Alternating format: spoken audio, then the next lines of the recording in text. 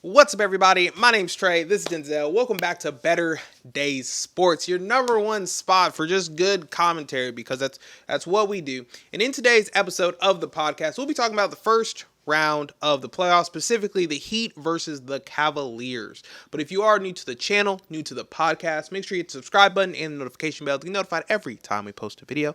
And leave a comment in the comment section down below of who you think is going to win this series between the Heat and the Cavs. So Denzel, go ahead and kick us off, my boy.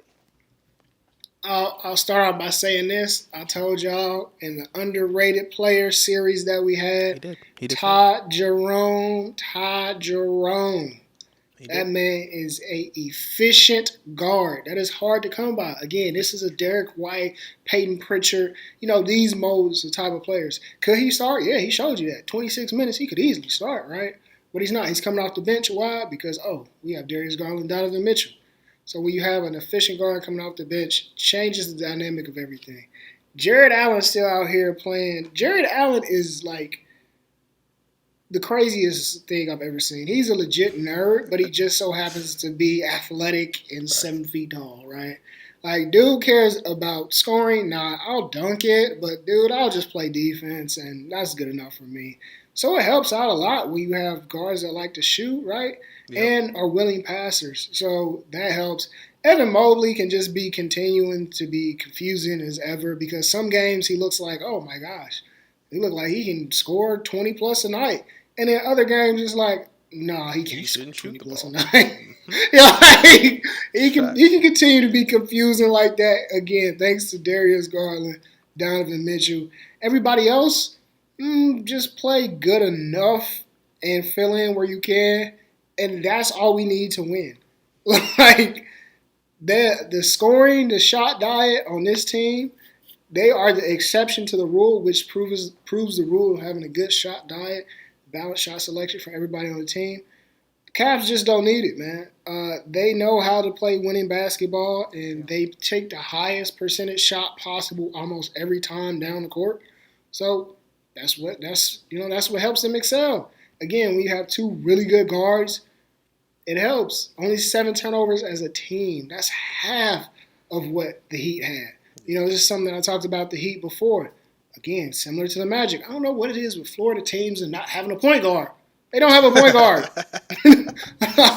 They don't. I know people are like, oh, Davion Mitchell. Davion Mitchell is like Pat Bev. Come on, relax. Whoa, don't do that. No. He is like Pat Bev. His best characteristic is his defense. That's his best attributes. Okay. That's why you want him out there. Him being out there for 34 minutes does nothing for me offensively at all. And it's crazy because he had 18 points. Yeah, cool. But again, it's Davion Mitchell. We don't care. Let him score. We're trying to lock up Tyler Hero. We're trying to lock up Tyler Hero, man. So, the Magic, I'll call them the Magic now because they have the same problems. The Heat, if they had a legitimate point guard, oh my goodness, deadly if they have a legitimate point guard. Because I think Wiggins, quiet as it kept, Wiggins needs to get more shots than Hero, but that's just me. Yeah. Bam is another confusing guy because it's like, okay, we know you can score, but you're better off being a role player, but we don't have another big that can kind of do what you do. Facts. So can you score instead of like being a good role player right now? And it's just like, man, it's tough. It's really tough. Duncan Robinson has made a career out of being a three-point shooter, and that's it, which is cool. So I can't knock him for that. Everything else, as far as the Cavs go versus the Heat, man, the Heat just have a lot of guys that are like really good role players, but overall, they just don't have enough star power to continue to keep up with the Cavs in this series. They can sneak a game, though, just because the Cavs are probably going to rest their guys one game. And then they'll be like, all right, we're good. Enough resting. Let's get back to balling now and sweep them. So I got 4-1 Cavs easily. And another crazy thing is, why isn't Jaime Jaquez playing? You know what I'm saying? This guy is another high draft pick for y'all, similar to the Magic. Why is he not playing? Y'all need another do-it-all for to take load off of Bam. Why is he not playing? Like, I don't know, bro. I'm gonna let y'all cook though. What do you think, Trey? I agree 100. Like, this is kind of the same conversation we just had with the Magic and the Celtics. Like, if you're looking at box scores, besides Ty Jerome, the Cavs got absolutely nothing from their bench. Obviously, Ty Jerome was hot. He got 28. But other than that, no one else off the bench scored a bucket at all. So if you're the Heat looking at this, you're like, okay, sure, their stars went off, but we did a really good job with everybody else besides Ty. So this is kind of what the Heat wanted to do. My biggest problem is I feel like a lot of the Heat players are playing out of position.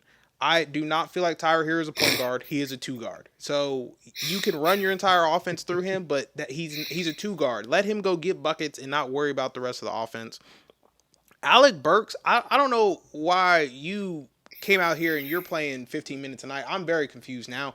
Like, you were supposed to be just a 3-and-D guy, and now we're running pick and rolls for you too. So I'm slightly confused because I thought the Heat organization was one of the best coached organizations, and they just seem like they are also confused with their roster construction.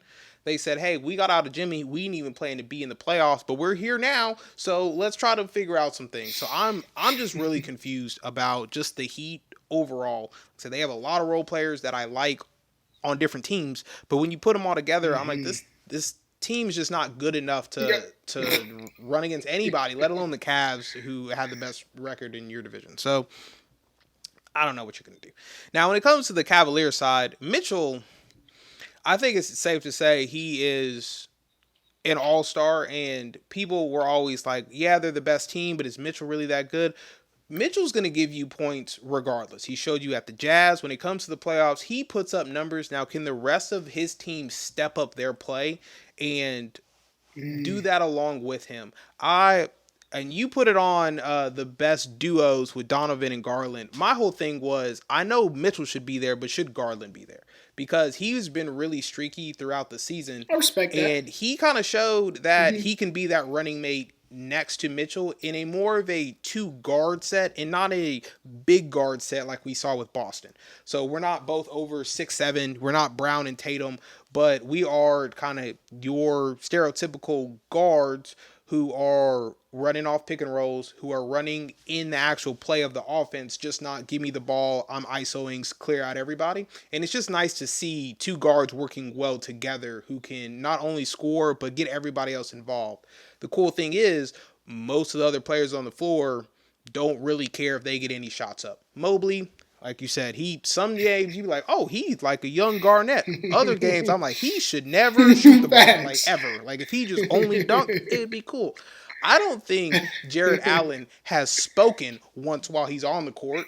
He's just, it lobs at the rims, getting rebounds. You will see like, oh, dang, he got elbowed in the back of the head. He didn't even get up angry. He was just like, it's basketball. Like, he's playing his game, and you got Max Strus out here stretch the floor, Ty Jerome come in, getting buckets. Like, the Cavs are just well constructed. Everything fits well together.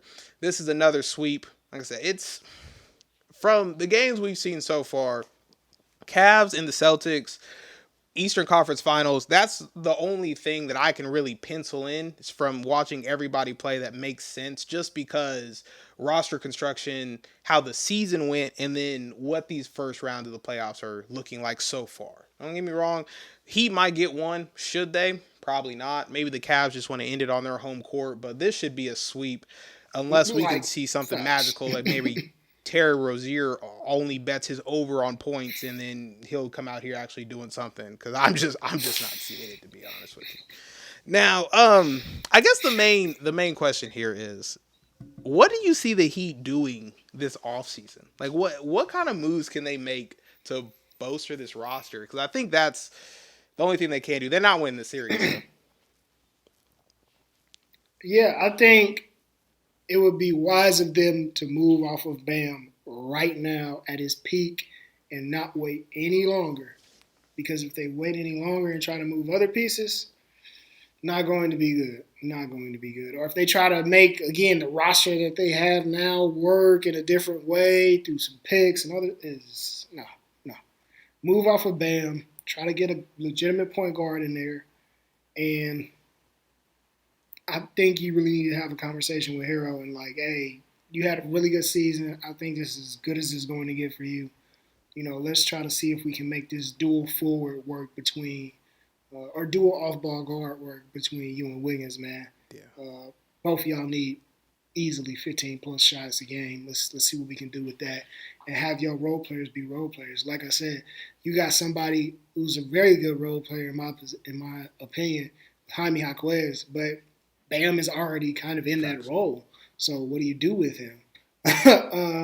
So I think that's why you have to move off of Bam, because you got guys younger than him that can do things similar on part of him when he's being that good role player versus trying to be your leading scorer. Khalil Ware is a monster in the making. Oh my goodness, he's such an interesting just prospect in general. Telling you, he could be something nice. What type of nice? Does he have the offensive upside of Anthony Davis? No, but defensively, I think he is a mix. I'll put it to you like this. He is Rudy Gobert with a sprinkle, just a sprinkle more offense. Not a lot, just a sprinkle more offense. So I scratch Anthony Davis. He's Rudy Gobert with a sprinkle more offense. That's what I believe Khalil Ware is. So I think they got something special with him, and really a good gym. Really good gym. Now, you have any players they should target specifically this offseason? Ah, man. Target specifically, I think the Trae Young sweepstakes will be very real. One Florida team is going to get Trae Young. I agree. Somebody's getting Trae Young, and they're going to be very happy with the fact that they're going to get Trae Young. I think the only problem is I like him going to the Magic much more than I like him going to the Heat, just because every player on the Magic you can look at and be like, this is the perfect NBA body. Everybody is 6'6", 6'7", 7 foot, huge wingspan. Oh, they can't shoot, but they athletic. They can guard.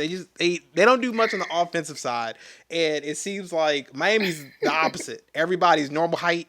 They all shoot really well. They may not play amazing defense, but they're coached well. That's a good point. So, Trae Young, look, please, Orlando, get Trae Young. But for the Heat, I'm actually going to go in a different situation. I think instead of going for a point guard, they make, I would say, probably it's going to, initially if they make it, they're going to be like, this is the worst trade you could possibly do. And I think they trade Bam for Joel Embiid. Oh, whoa, That's a hot take. But Bam and Anthony Davis are similar in the way that they play, in terms of they're not centers. They don't want to play center, but they're not fast enough or quick enough to be a guard. So like they're at this weird, I'm a 4 that can stretch out to the 3-point line, but like I shouldn't necessarily be taking 3. Like I'm basically a statistical nightmare for whatever team I'm on. And I think Embiid would allow Tyler Hero to play that I'm a ball dominant 2, surround me with Duncan Robinson and shooters, and let Embiid have the paint. I think it would be the best situation for them, because other than that, I don't know who you go after that actually would keep you a contender, unless you're just trying to tank and kind of restart it, to be honest with you. Okay, I respect that. So, hot take of the day. 76ers. Look, it's not great for anybody involved, okay? Because Joel Embiid's obviously our best player, but it's time to move off of the process, and we got to come up with another name. I don't know what it's going to be. It got to be something that brings the city together. I don't know. I'll get something for you in the next video. What it should be. The process is over, but we need a slogan. Bring the brotherly love. We need a slogan. But just like that, another episode in the books. If you are new to the podcast, you're new to the channel, make sure you hit the subscribe button and notification bell to be notified every time we post a video, and leave a comment in the comment section down below how you feel about this series specifically and what the Heat can do this offseason to kind of shift things up and be contenders again. Sure, they made it in the playoffs, but did you really think the Heat were going to make the playoffs? So, I mean, let's just be honest. But just like that, we will see you in the next one. Peace.